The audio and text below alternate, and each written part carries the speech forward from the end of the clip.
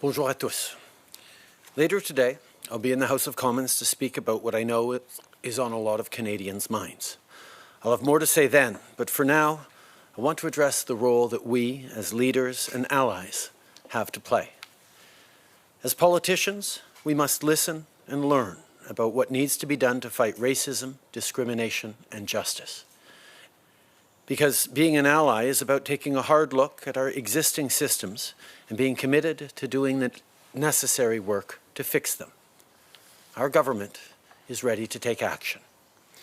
Parce que ce qu'on voit en ce moment, ce sont pas des cas isolés. Seeing at the moment are not isolated cases. They are the outcome of a system that all too often tolerates, normalizes, and perpetuates injustice and inequality towards people of color. Not only south of the border, but here as well, in our communities and in our own country. That has to stop. People who have never suffered from racism or discrimination have a very important role to play. We have the responsibility of recognizing injustice in our lives and taking tangible action that attest to our solidarity with our fellow citizens.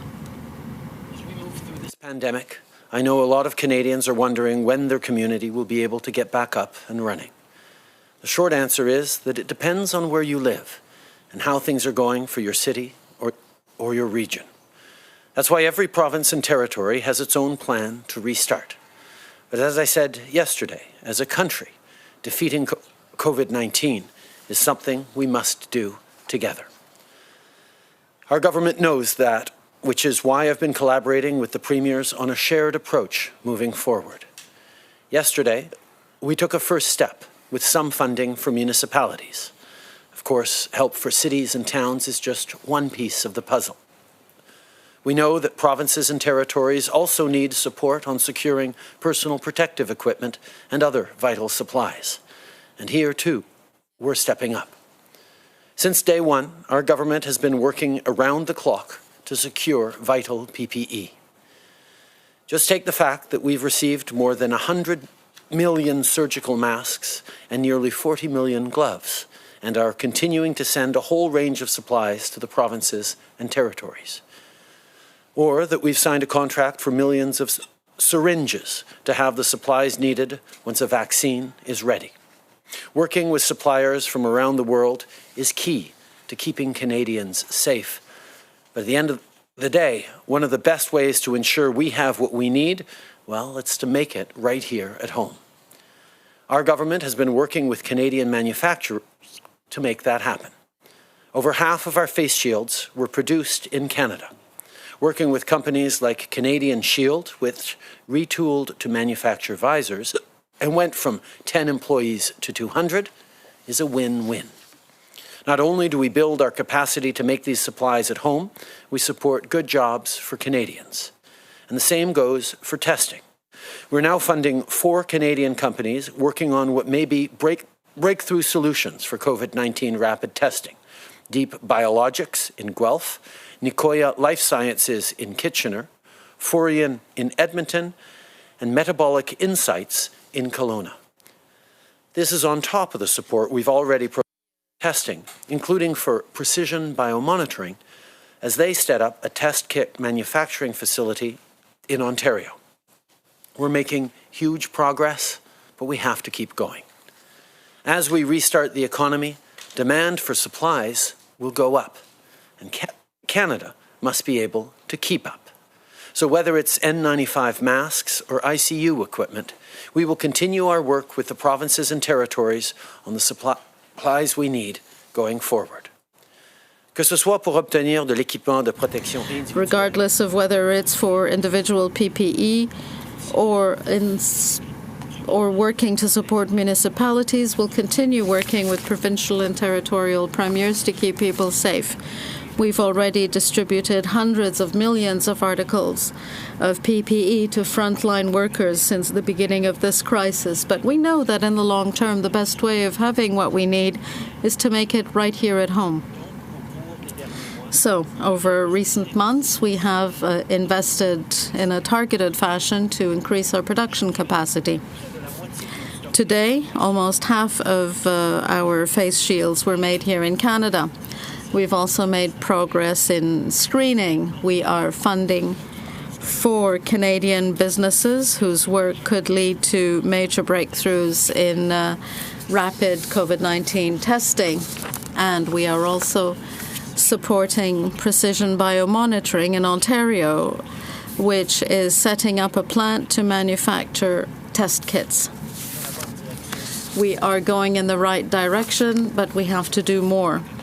As the economy reopens, more equipment will be needed, demand will go up, that's quite natural, and we will continue working with the provinces and territories to make sure that they have all the individual protective equipment that they need. We have to work together. And it's not just as governments, but across sectors, too. Last month, we set up the Industry Strategy Council. Led by Minister Baines and chaired by Monique Leroux, their mandate is to take a deeper dive into the specific challenges and pressures that different industries are facing. Today, Minister Baines announced the Council's membership, 9 business leaders from across the country, who each represent a different pillar of our economy. This team will bring together government and industry to meet and discuss regularly as we plan our path forward. Depuis le début de la crise, on constate à quel point l'entraide et la solidarité sont importantes. The Council are a demonstration of how important solidarity is, but this doesn't just apply to the pandemic. So many issues in this world cannot be dealt with by a single government or country. For example, the fight against climate change. It is a priority for our government, and we will continue taking tangible action to protect the future of our children and of this earth, but we can't do it alone. The good news is that we don't have to do it alone. There's the Powering Past Coal Alliance that brings together over 100 members worldwide and is doing wonderful work to improve air quality. The alliance, founded by Canada and the UK, will disclose its new members, including Desjardins, which will become the first North American financial institution to join the alliance. Marche à suivre. There again, Canadians are paving the way, and our government will always be there to support initiatives of this kind. That today is La Festa della Repubblica, which is the perfect time to wish everyone a happy Italian Heritage Month. For generations, Italian Canadians have made our country a stronger, better place. So it comes as no surprise that during this pandemic, just like always, this community is stepping up to help. Maybe you've been taking groceries over to an elderly neighbor. Or maybe you were one of many who helped raise $1 million for the Italian Red Cross. However you're lending a hand, thank you. It just goes to show that we are stronger together. Les valeurs qu'incarne la communauté italienne. The values of the Italian community, work, family, and generosity are important to all of us. Today and every day, we recognize the very many ways in which the Italian community has contributed and continues to contribute to our country and to our lives. Happy Italian Heritage Month. Thank you. Thank you, Prime Minister. We'll begin with our journalists online. Please go ahead. First question. Bergeron, the Canadian Press, line open. Yes, Prime Minister, thanks for talking to us today. I would like to know what, if anything, your government plans to do to help Canadians and activists leave Hong Kong. Specifically, is Canada prepared to give pro-democracy advocates safe haven or asylum in Canada? Canada is a country that has always welcomed people from around the world fleeing persecution and violence. We have a strong immigration system that looks at individual cases, looks at systemic challenges and responds to them, and I know our system is doing just that. Le Canada, depuis longtemps, For many years, Canada has been receiving and welcoming people fleeing persecution and violence across the world. We have a system that is set up to consider cases and consider issues and make the right decisions. So So you're not committing to any action to help Hong Kong at this point in time? No. We continue to be the activists in Hong Kong. We continue to be very concerned about the situation in Hong Kong. We have 300,000 Canadian citizens who live in Hong Kong and millions of others who are fighting for justice and peace. These are things that we obviously are watching and following very carefully. We will continue to stand up for peace, for dialogue, for de-escalation of tensions, and for Beijing to engage constructively with the people of Hong Kong. Thank you. Operator, next question. Thank you. Merci. Prochaine question, Raymond Fillon. Next TVA. question, Raymond Fillon, TVA. Prime Minister, a question on hockey. Will a Canadian city be able to welcome NHL teams, or is that going to be too complicated? We know that 3 cities are interested in having NHL matches, but we know that we need to continue protecting our citizens and our communities. So discussions are ongoing between public health, the government, and the NHL. It's still too early to know what the final decision will be. But we do understand that it's something a lot of people would like to see. At the same time, however, we have to do the right thing to protect all Canadians. Between the NHL, the government, and public health authorities. I think everyone would love to see some games played in any number of Canadian cities. But at the same time, we need to make sure that what we're doing is keeping Canadians safe every step of the way. That's why discussions are ongoing with between public health and the interested parties. En suivi, Raymond. Follow up, Raymond. Now, regarding the situation in the U.S., what do you think about using the use of tear gas and the army, the use of the army and the use of tear gas during the president's photo session? I think Canadians are watching what's going on in the U.S. with concern and even horror. But we do need to understand that systemic discrimination, anti-black racism and intolerance also exist in Canada. These may be acts of violence, but there's also the many microaggressions that people suffer every day, and we need to look at ourselves carefully, look at our systems, and work together to improve things for Canadians of different origins. Next question.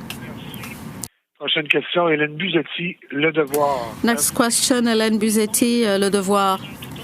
Mr. Trudeau, on a different subject, so the former foreign affairs ministers are asking you to publicly denounce or condemn the territories that the annexation of territories by Israel, and I'd like to know why you haven't done so more vocally.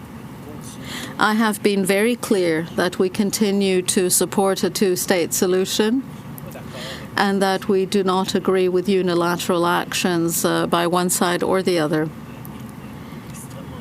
Clearly, we are very concerned by the proposed annexations or the annexations that the Prime Minister has proposed, and I have discussed these issues with Benjamin Netanyahu and the Deputy Prime Minister Benny Gantz when I spoke to them a few weeks ago. The best way of dealing with this challenge and moving towards peace in the Middle East is by engaging in dialogue with all the parties and not by annexation. Firm in our commitment to a two-state solution as a country. I have highlighted both publicly and directly to Prime Minister Netanyahu and alternate Prime Minister Benny Gantz the importance of staying away from measures that are unilateral and are deep concerns and disagreement with their proposed policy of annexation. We think that the path forward is a two-state solution reached to by dialogue between the parties involved, and anything that is unilateral action by either side is unhelpful in the cause of peace. Oui, en suivi, je comprends qu'on dénonce, mais y a-t-il quelque chose que I understand that you should be condemning what is happening. Is there anything that Canada might do and beyond condemning or denouncing? Well, I've been very direct with the Israeli leaders and told that we deplore such actions which are going to delay any prospect of lasting peace in the Middle East. So we should be working while respecting the concept of dialogue, and we are very concerned. Thank you. Last question. Brett Forster, APTN National News. Line open. Hello, Prime Minister. The final report of the National Inquiry into Missing and Murdered Indigenous Women and Girls was released a year ago. It concluded a genocide happened and is happening in this country. Do you believe Indigenous peoples have been and remain subjected to genocide in Canada? I think the situation that has been faced by Indigenous Canadians for decades, for generations, for centuries is appalling and needs to stop. Many people have talked about cultural genocide, used very strong words for it, and I think there are very strong words necessary to talk about the continued injustice towards Indigenous peoples that is ongoing in Canada, which is why we need to do better as a country. We need to work with Indigenous partners on the road to reconciliation. We need to be there in respect and partnership, and that is what our government has pledged to do. As a follow-up? Yes. What word would you use to describe this? You mentioned cultural genocide. What word would you use to describe this? I think the words that we continue to focus on is how we use reconciliation, how we use partnership, how we use shared stewardship of the land, how we reach out a hand to fix the grievous historical wrongs. We need to be focused on building a better present and future. And that means recognizing the past, but also putting in place the partnerships to move forward. There are lots of words that can be used. We need to use them and we need to move forward. Hi, Prime Minister. Molly Thomas, CTV National News. I was looking at the latest procurement numbers, and we have less than 10% of N95 masks that we have asked for across the globe, a fraction of the gloves and gowns that we need. How far away are we from domestically supplying everything that we need for PPE here in Canada? I mean, are we 20% there? Are we 50% there? How far along are we? From the very beginning, we have worked extremely hard to ensure that our frontline workers and more across the country get the PPE that they need. And we have worked with partners around the globe to procure millions of items to ensure that people are protected. But at the same time, we've ramped up local production in a significant way. We've restarted domestic production of many of these items so that we don't have to be just reliant on overseas imports. That has worked very, very well. We continue to have enough supplies to supply the provinces in their needs right now. But as we reopen, we know we're going to need more as more and more industries begin to restart and need PPE. That's why we're continuing to ramp up production. We're continuing to ramp up the scale of importation. And we will continue to ensure that there is enough PPE right across the country.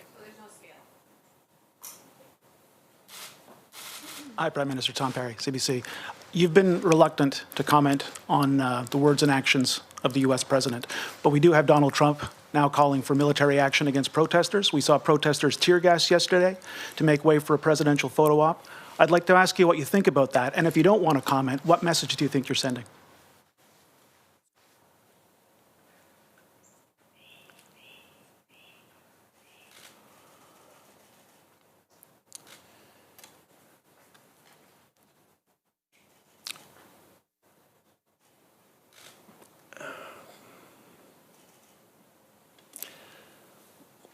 We all watch in horror and consternation what's going on in the United States. It is a time to pull people together, but it is a time to listen.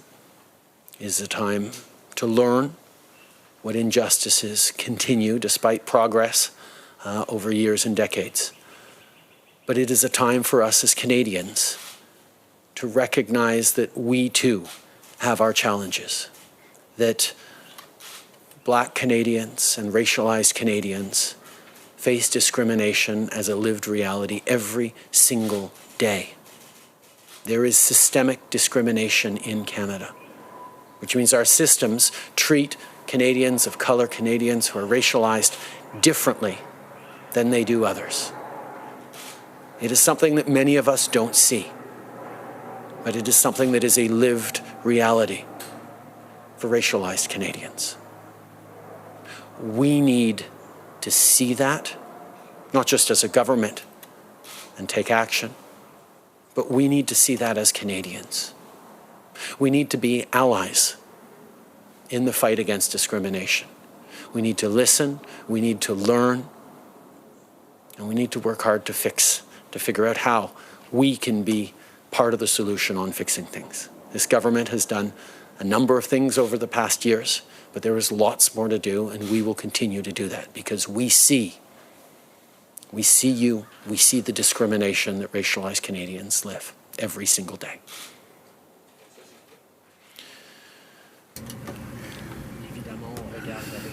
Of course, we are watching with heightened concern what is taking place in the United States. And this is the time for people to listen, for people to learn, and for people to act and do something. Now, we have also to recognize that we have huge challenges ourselves here in Canada because in our country there is systemic discrimination, which means that our system, our institutions, and all the things that we do institutionally do discriminate, do not treat in the same fashion Canadians from different origins than most of us. So we need to understand that we should not be happy with just watching what takes place in the United States and say, oh, we're much better than they are. We must be aware of what our challenges are and do something against such difficulties. And this is why we have to think about each and every one of us as allies together in order to understand the actual daily lives of Canadians who come with different origins and to listen to them, work with them, and build a society and a world which is more respectful and tolerant. Why, though, are you so reluctant to comment directly on the words and the actions of the U.S. president? My job as a Canadian Prime Minister is to stand up for Canadians, to stand up for our interests, to stand up for our values. That is what I have done from the very beginning, and that is what I will continue to do. Canadians need a government that will be there for them, that will support them, and that will move us forward in the right direction. And I will do that.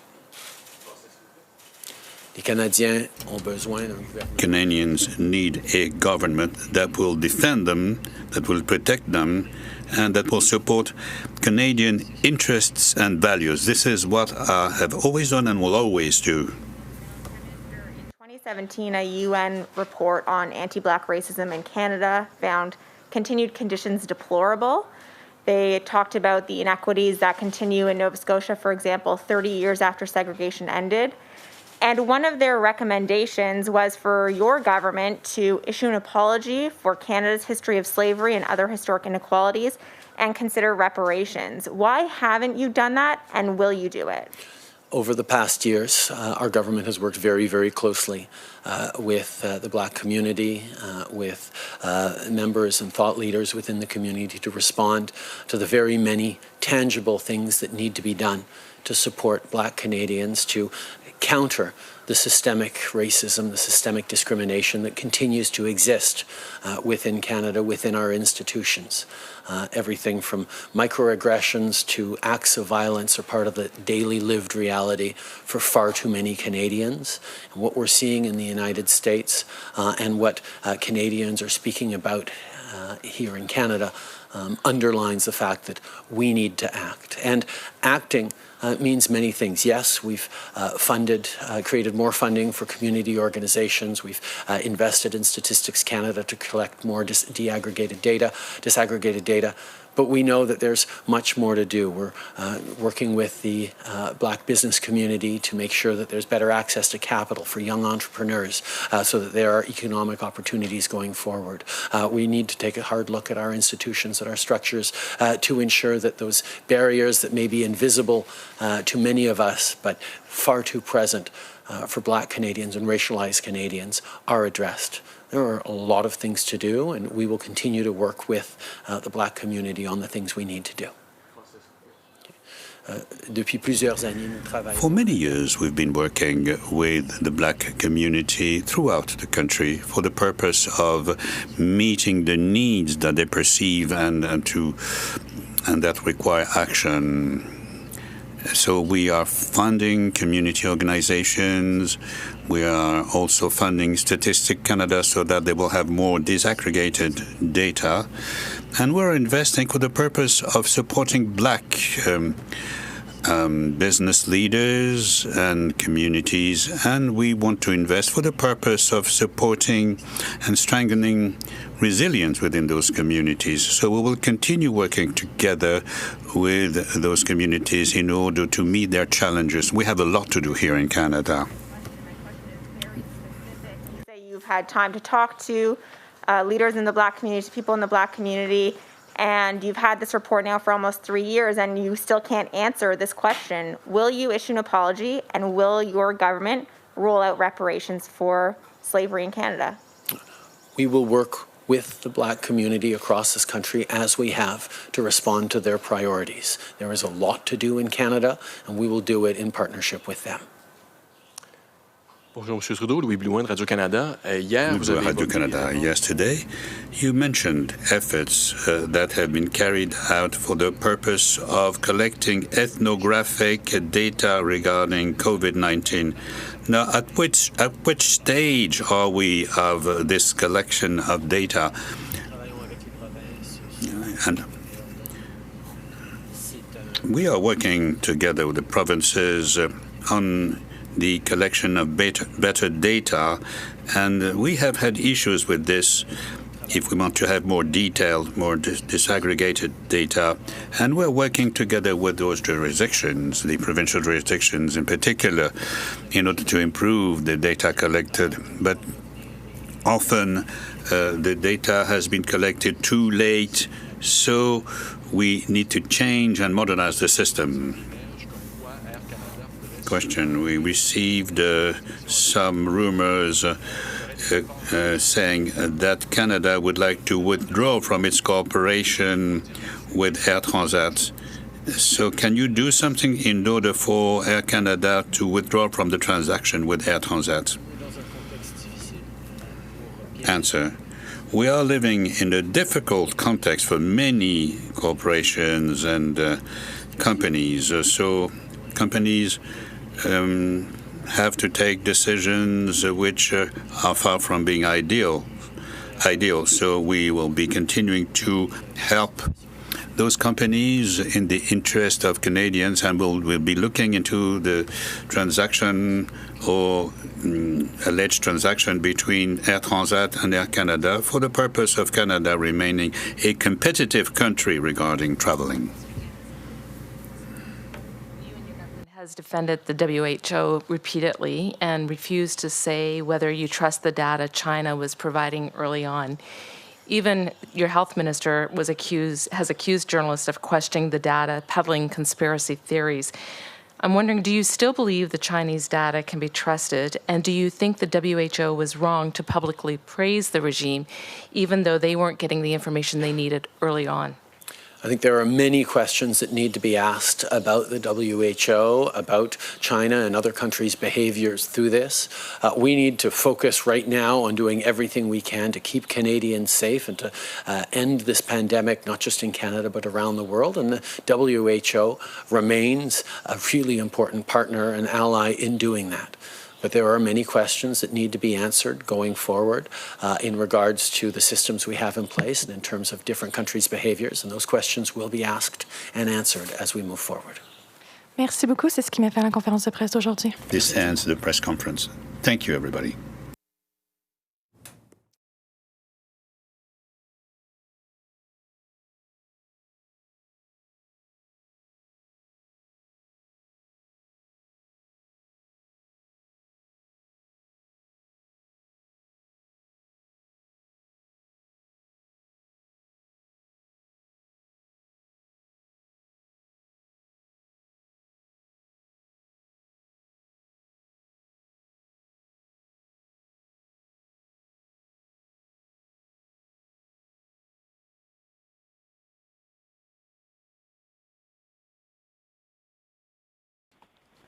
This week, we mark National Accessibility Week.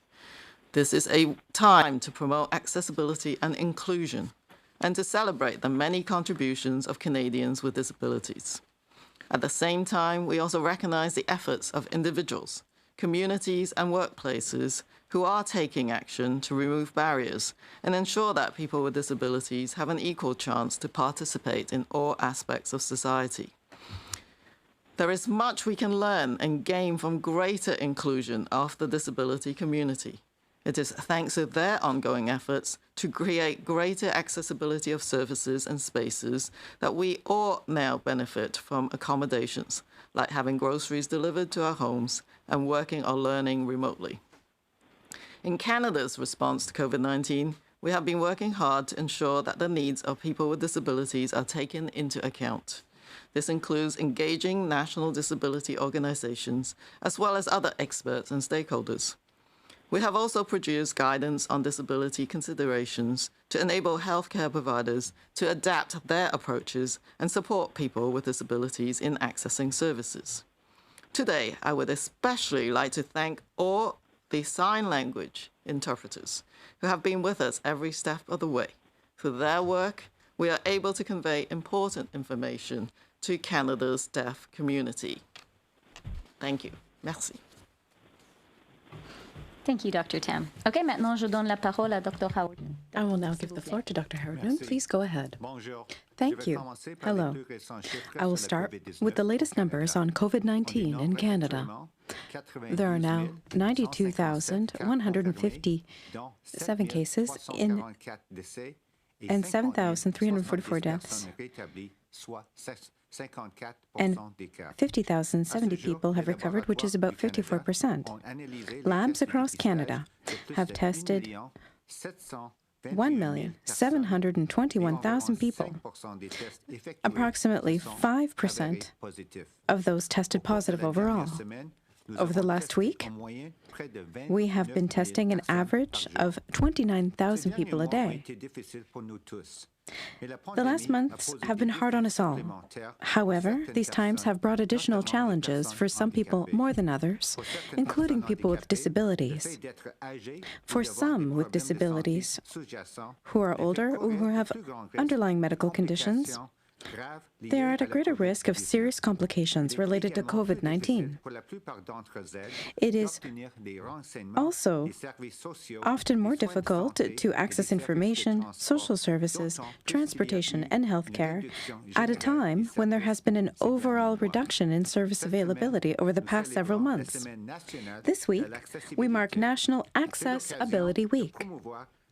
This is a time to promote accessibility and inclusion. It is also a time to celebrate the many contributions of Canadians with disabilities. We recognize the efforts of individual communities and workplaces who are taking action to remove barriers and ensure that people with disabilities have an equal chance to participate in all aspects of society. There is much to learn and to gain from greater inclusion of the disability community. It is thanks to their ongoing efforts to create accessibility of services and spaces that we all now benefit from accommodations such as having groceries delivered, to our homes, and being able to work and learn remotely. In Canada's response to COVID-19, we have been working hard to ensure that the needs of people with disabilities are taken into account. This includes engaging national disability organizations, as well as other experts and stakeholders. We have also produced guidance on disability considerations in order to enable healthcare providers to adapt their approaches and to support people with disabilities in accessing services. Today, I would especially like to thank all of the sign language interpreters who have been with us every step of the way. Through their work, we are able to convey important information to Canada's deaf community. Thank you. Merci, Dr. Knu. Thank you, Dr. Knu. We will hear from our Minister of Public Services and Procurement, Anita Anand. Anita, please. Thank you, Christia. Good afternoon. While this has been a particularly difficult week, I will begin by thanking Canadians across the country, especially our frontline healthcare workers who have risen to the challenge, continually placing the interests of our communities above all else. Their unwavering commitment is literally saving lives, and as a result, communities are emerging from strict restrictions. Toutefois, However, it is important to remind ourselves that Canada is not yet completely out of the woods. We must be ready to respond to a new increase as well as to a possible second wave. Discuss supply chains. As I have said from the beginning, our approach is twofold: to buy aggressively and to diversify our supply chains. As a result of our government's aggressive procurement strategy, we are now receiving millions of items of protective equipment every week, with deliveries set to continue for the months to come.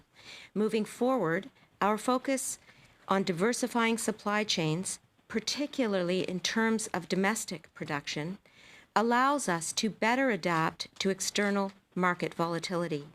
In terms of procuring equipment and supplies, our plan remains to meet short-term and anticipated long-term needs as the pandemic evolves. This is why we have placed large orders in bulk, and we continue to make additional procurements to meet Canada's immediate needs and to prepare for the future. It is thanks to this hybrid approach that we are observing more regularity and stability in our supply chains, in spite of increasing worldwide demand. We've received 500,000 N95 masks from 3M in each of the last 2 months, and we await delivery of more. These deliveries are in addition to the large quantities of N95 masks that 3M is providing directly to the provinces and territories on a regular basis. In terms of planning ahead, while researchers around the world are working quickly to develop a vaccine, our government is already preparing. I am pleased to announce that we have signed a contract with Becton Dickinson Canada for 37 million syringes in this regard. We are also continuing to work to procure other supplies needed for eventual mass vaccinations on a systemic level. We are making sure that when a viable vaccine is discovered, Canada is ready for its administration. Moving to international shipments. Over the course of the last few months, Canada has brought goods back home from international destinations. China, Ireland, and Malaysia are some of the countries that we are continuing to procure from. These shipments are now arriving by different means of transportation. Early this morning, for example, the 51st plane chartered by our government to bring PPE home from Shanghai is now en route to Canada.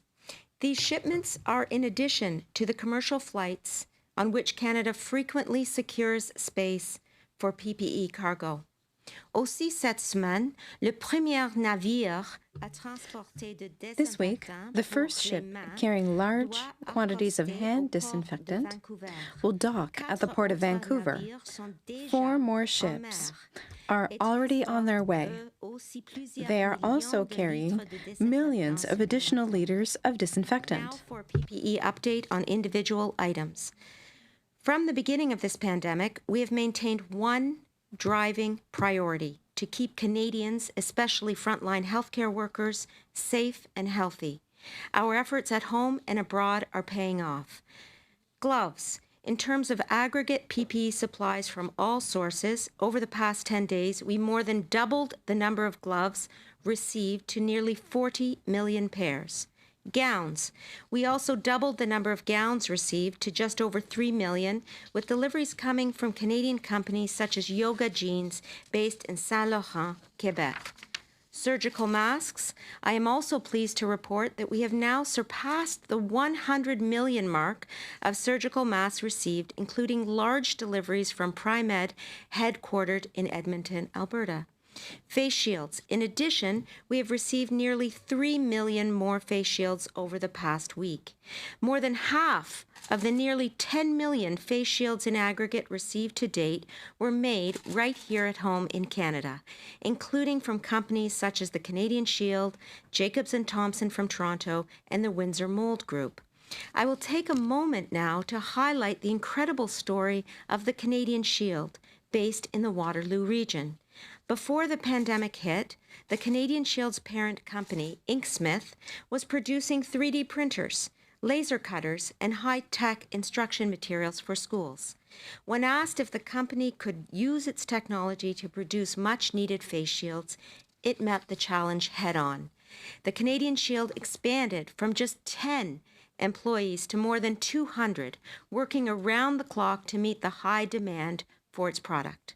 So far, the Canadian Shield has provided the federal government with more than 1.2 million face shields, with more on the way.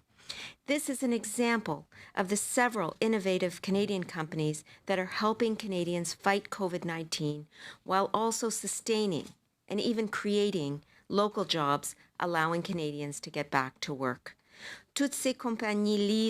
All of these companies are now delivering the goods, and not just at the federal level, to provinces and territories, as well as healthcare facilities. They are all getting supplies directly from some of these providers or from other sources. Throughout the government, working with provinces and territories, we are exploring different ways of contributing to the effort of accessing personal protective equipment for buyers and sellers within the Canadian market. As the pandemic evolves, all Canadians can be certain that the government remains determined to ensure that personal protective equipment and other supplies will continue to be delivered to provinces and territories, so that the women and men working on the front lines of the health sector have the equipment that they need to ensure the safety of all Canadians. I also want to thank the employees of Canadian companies who have stepped up during this very challenging time to make essential supplies. The work that you and your businesses are doing to manufacture supplies right here in Canada is quite literally saving lives. As demand goes up, Canada is keeping up. Thank you so much. Merci beaucoup. Okay, thank you very much, Anita. And now we will hear from our Minister of Innovation, Science and Industry, Navdeep Bains. Nav, please. And good afternoon. From the very beginning, our government has refocused existing programs to mobilize industry and deploy resources to support Canadian companies as they develop innovative solutions, made in Canada solutions to fight COVID-19. And today, I have good news to share around the work being done to expand the COVID-19 testing. Comme vous pouvez l'imaginer, le Canada As you can well imagine, Canada needs different types of tests to meet the different volume and capacity requirements needed to effectively diagnose and to understand the spread of the virus. It is essential that testing occur in a variety of settings, including centralized environments, through hospital or testing laboratories, and in more localized point-of-care settings, such as local clinics, long-term care homes, in our more rural and remote communities across the country. A few weeks ago, we launched our point-of-care diagnostic test kit challenge.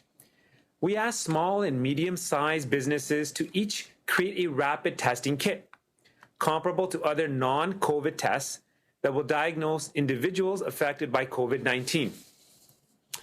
And we have now selected 4 companies who will receive funding from the National Research Council of Canada to put their expertise and research and development capabilities towards providing potentially breakthrough solutions for COVID-19 rapid testing kits.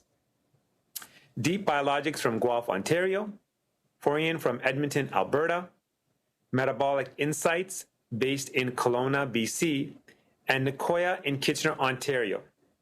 These 4 companies will receive government funding in response to phase 1 of the challenge. These tests, if approved, would diagnose individuals affected by COVID-19 within 3 days of the start of their symptoms using an easy-to-collect patient sample rather than that uncomfortable nasal swab. Instead, these companies have found a way to detect the presence of the COVID-19 virus in saliva, which is a less invasive method than the nasal swab or the taking of a blood sample. As part of phase 1, and within 3 months, the 4 selected companies will bring their expertise and research and development capabilities to each prove feasibility of their proposed solution for a rapid single-use testing kit. Les entreprises qui vont avoir du succès à la phase 1. If companies receiving Phase 1 funding are successful, they could be considered for Phase 2. If so, they could receive up to $2 million for up to 12 months to then develop a prototype of their proposed solution. The work we're funding through Innovative Solutions Canada in partnership with the Public Health Agency of Canada and the National Research Council of Canada. Joining these 4 companies, I'm pleased to announce an investment of nearly $5 million, this time through the NGen Supercluster, which will boost our capacity to actually manufacture point-of-care test kits right here in Canada. Precision Biomonitoring from Guelph is partnering with Ottawa's EVIC Diagnostics to establish a manufacturing facility here in Ontario. Ces nouvelles installations permettront à Precision Biomonitoring. This new facility will allow Precision Biomonitoring to offer manufacturing capabilities to other Canadian biotech firms. And as we said from the start, collaboration is our best strategy to help Canada emerge from the pandemic as strong as possible. And on that note, I want to thank the members of the new Industry Strategy Council who will join our chair, Monique Leroux, to share their perspective on the challenges being faced across our industries.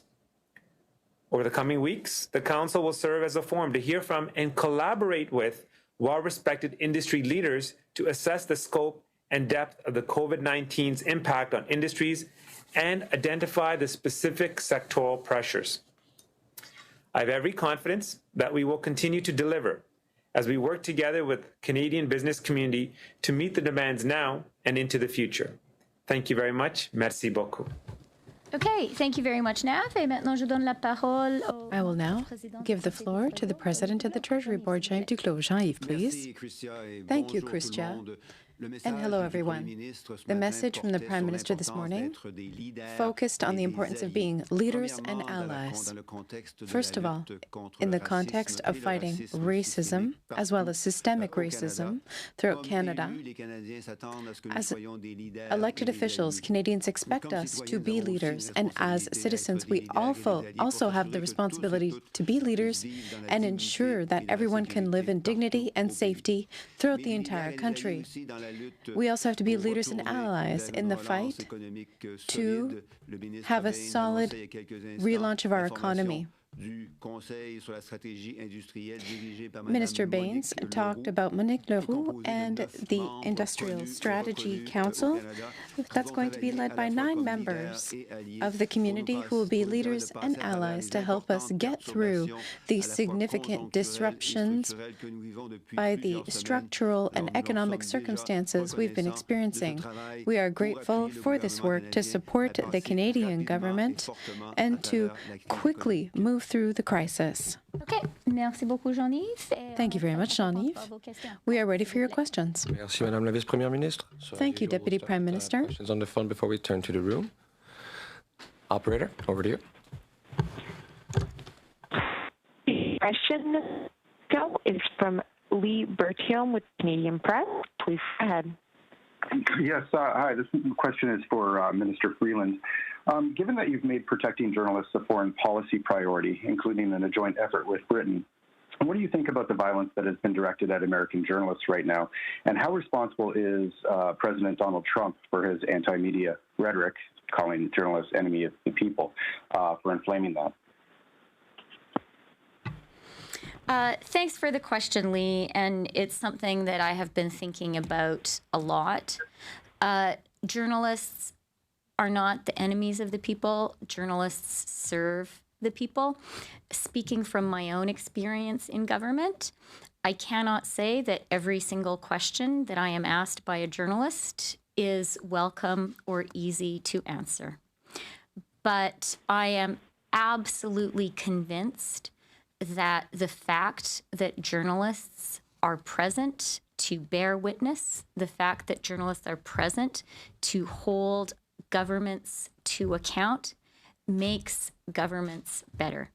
So freedom of the press is an essential human right, and it is an essential element in making democracy strong. En français, s'il vous plaît, Madame la Vice-Première Ministre. In French now, please, Deputy Prime Minister. That is a very good question. As a journalist and a politician today, I've reflected a great deal on this issue.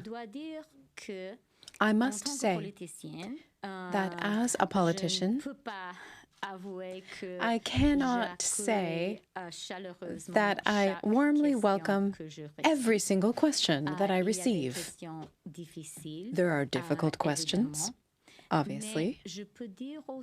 However, I can say that I'm more persuaded now than ever that having strong journalism and freedom of the press is essential for democracy.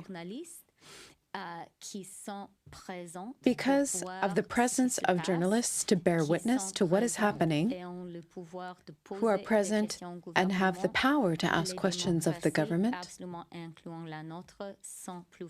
every democracy, including ours, is stronger. Journalists and journalism are essential for democracy. Thank you. Lee, follow up. And this question is for Minister Anand. The government has ordered close to 40,000 ventilators, but only 203 have arrived, a number that's remained largely the same for weeks now. Is there a problem? And in terms of KN95 masks, millions have been redirected outside the healthcare system. Where exactly are they being redirected, and are you allowing the resale of them to the public? Thank you so much for those two questions. The first question relating to ventilators is a good one. You're right, we have received just over 200 ventilators. The contracts that we have in place for a large portion of the remainder are in place with Canadian manufacturers, as both Minister Baines and I have discussed at these pressers in the past. And they will be arriving over the next months as these companies, some of which are retooling, some of which are starting up to do the ventilator production, are doing just that. And so you will see the numbers of ventilators on our chart on our website increasing over the next months. I will say that those ventilator procurements are in addition to the existing stock of ventilators that the Public Health Agency of Canada has. And of course, provinces and individual healthcare systems are making their own procurements across a range of PPE and other items as well. Moving on to KN95 masks, close to 2 billion masks have been redeployed to other areas of government. At this point, there is no plan to make those available for retail use. I want to remind you and everyone that we are still in the middle of the crisis, especially from a procurement perspective. And all of our procurements at the current time are based on federal and provincial orders that have come into us for delivery out to the healthcare system. There is a demand for PPE outside of the healthcare system, and we are currently devising a means by which we can be more broad-based in terms of supplies and use of PPE across Canada. Thank you so much. Thank you, Minister. Operator, next question, please. Merci. Our next question, notre prochaine question, is from Manon Cornelier avec Le Devoir. Please go ahead, à vous la parole. Question from Le Devoir. Bonjour, Mr. Baines, cette question est pour vous. Mr. Baines, this question is for you. You announced the composition of your Industry Strategy Council. Donc, pour parler à l'avenir, un instant, excusez-moi. Just a moment, please. Bon, donc, sur le Conseil sur la stratégie industrielle. Now, on the Industry Strategy Council, that will help you to consider future perspectives. But what about workers? Are they not part of the industrial strategy? They're just going to be subject to the implementation of these strategies? Allô? Il est en train de répondre. Oui, Nav, go for it. Yes, he is answering now. Merci pour votre question. Thank you for your question. The Council represents all industry throughout Canada. Our objective is very clear. We must have a strategy that can help the situation for workers, that can improve it. It's not just about the sectors, it's about the workers. Our strategy represents opportunities to have good conversations with workers as well. That is why we've mobilized leaders of every industry that can propose solutions for workers. Question. The workers, you don't want to hear from them? There's no union, there's no workers group represented on your council. Answer. Once again, the Council represents industry. It represents the private sector. The private sector creates the right atmosphere for workers. We will mobilize workers through unions throughout Canada. Absolutely, yes. I will work with my colleagues at Cabinet as well. And we will engage unions throughout Canada. Thank you, Mr. Minister. Operator, next question, please. Thank you. Merci. Our next question, notre prochaine question, is from Alex Bellington with the Toronto Star. Please go ahead. À vous la parole. Hi, thanks so much for taking my question.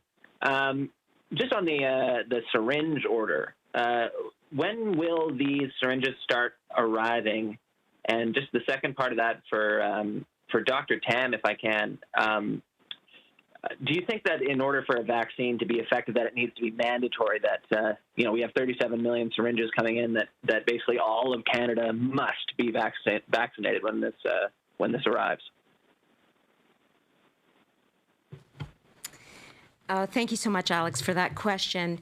The contract with Becton Dickinson for the syringes is a new contract, and the delivery schedule is still being determined. But I will say that we are planning ahead for the eventual discovery of a vaccine. So the need for those syringes at this very moment is not as high as we are seeing across other PPE items. Having said that, we are working to procure supplies, including those syringes and other supplies that would be needed for the eventual discovery of a vaccine and its administration throughout Canada. But for the health aspect of that, I'll turn it over to Dr. Tam, who may have more to say on vaccine administration. Yeah, so I think we don't know if we'll have an effective vaccine, but we need to plan ahead for that eventuality. So we have a committee, the National Advisory Committee on Immunization, that'll be looking at the sort of framework for prioritizing the provision of vaccine to Canadians. And there's no requirement or mandatory policy from the perspective of the federal government. It is not something that we've, provided, even in, for example, the last pandemic of 2009. We do account for the maximum number of Canadians who may wish to be vaccinated. Alex, follow up. Just moving to the I guess this is for Minister Bain, the rapid testing kits. Obviously, there was a hope of getting some from that Ottawa company, Spartan, I think, recently, that kind of fell through. When will we see, or when can we expect to see rapid testing kits actually in use in Canada with these new research agreements and all this? Well, thank you very much for your question. When it comes to testing, we know that it's important for the restart of the economy to ramp up our testing. We've looked at Made in Canada solutions for making sure that we have sufficient reagent and swabs for lab testing. We've also put forward solutions for serology and test kits for that. What I announced today are low-cost point-of-care diagnostic test kits. And these are going to be used for clinics, airports, particularly for rural and remote communities. And the objective is to get quick, rapid test results. But this is early stages. This is a prototype with a proof of concept that's going to be developed. It still needs to be approved by Health Canada. So this is a bit of a long-term play. This is not something that's going to be up and running in the next few weeks. It'll take months. But the idea is to complement the other testing initiatives as well, and really to mobilize our innovative, skilled innovators across the country who are highly skilled at coming up with different solutions. And this is a byproduct of a challenge that we put out to industry to come up with new solutions. And you looked at saliva sample-based solutions, which are easier to administer, but we need to go through the appropriate due diligence, particularly with Health Canada, in order to make sure that we have the appropriate setup in place for clinics, for airports, for rural and remote communities. But this is a bit of a longer-term play. Thank you, Minister. We'll now turn to the room. Mackenzie. Hi, Minister Freeland. Mackenzie Gray with CTV News. The Prime Minister has mentioned, and Minister Duclos even mentioned in his remarks, that we should be better allies for Black Canadians. I think that many Black Canadians and many activists would agree that being a good ally means calling out people for what they perceive to be injustice. Why has the government not been more forceful in its reprimand of President Trump's approach to how the protests have gone, and in particular calling in the army to potentially deal with protesters?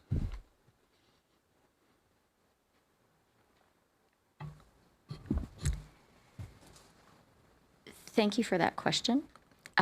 It's a really important one.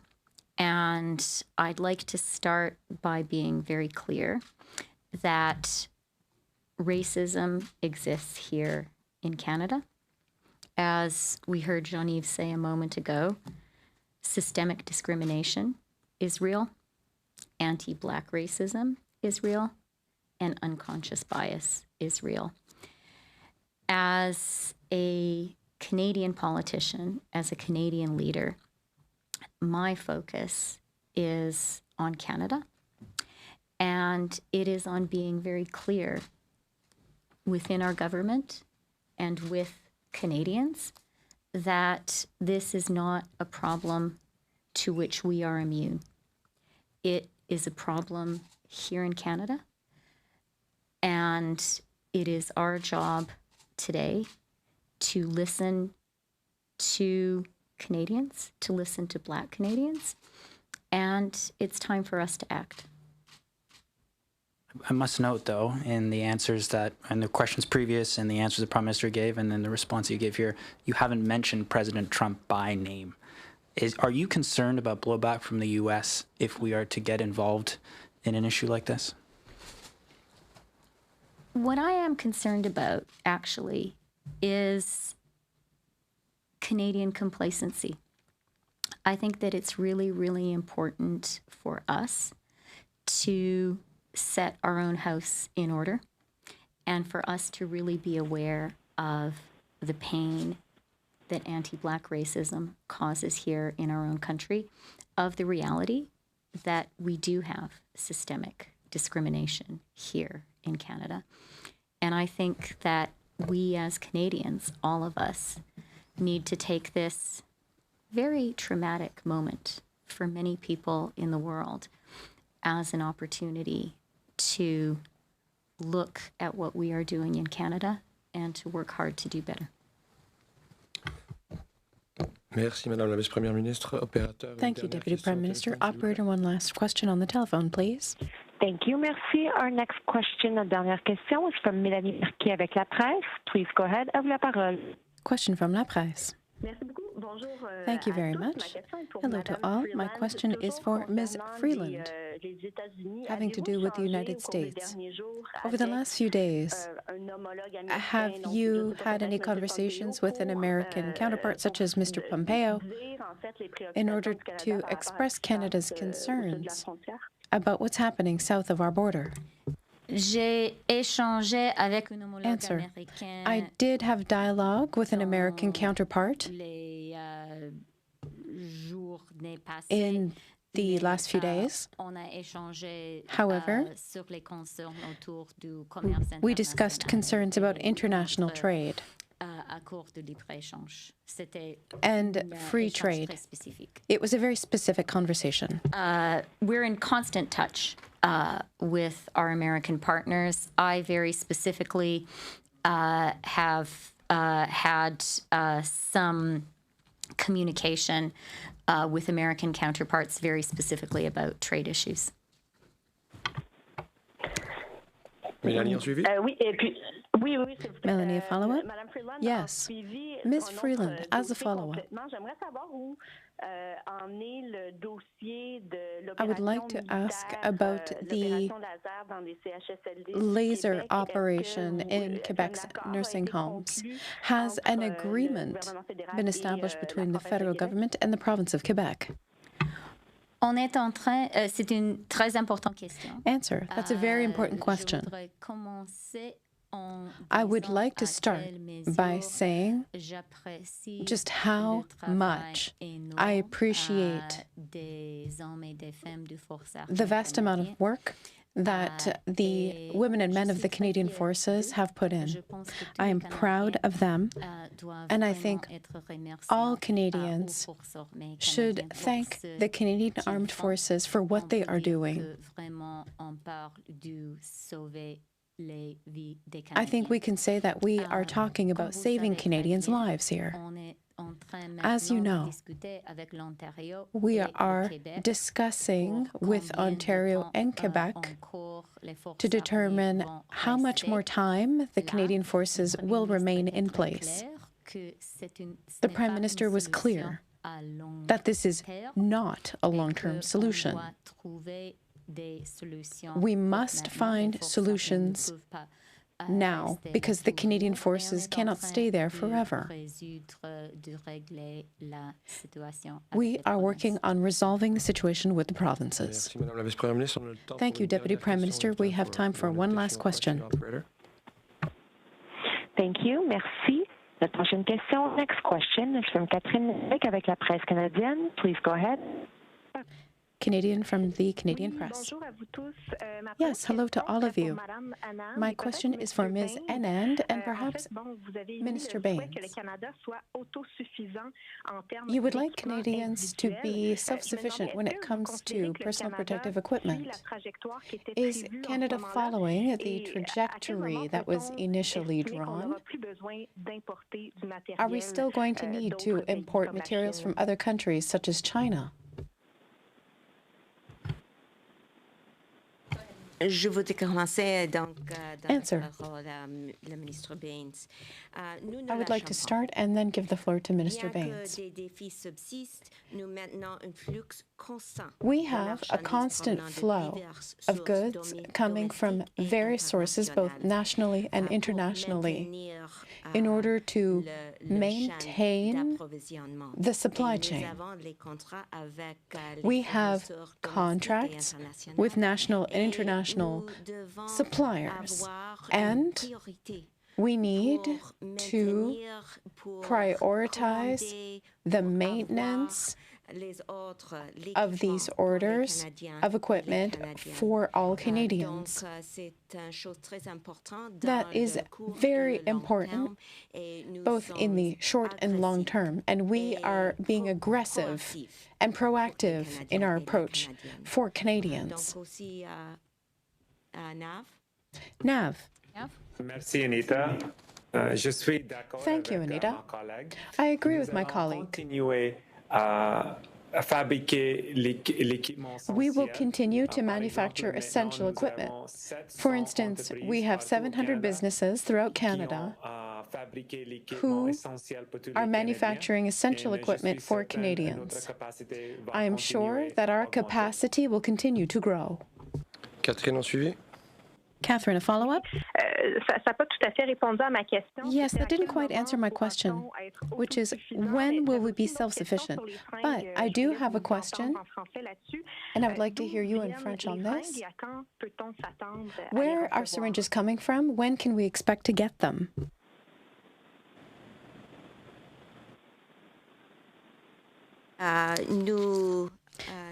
Answer. We will make sure that we have all of the items that Canada needs. Goods such as syringes are coming in the short term. However, that is not the item that we are as concerned about. We need many things before getting to syringes. For instance, gowns, such as gloves, such as ventilators. We're focusing on those items now, and we're focusing on the other products in the long term. Thank you very much. That's it for today. Thank you, everyone. That's the end of the press conference for today. Thank you, everyone.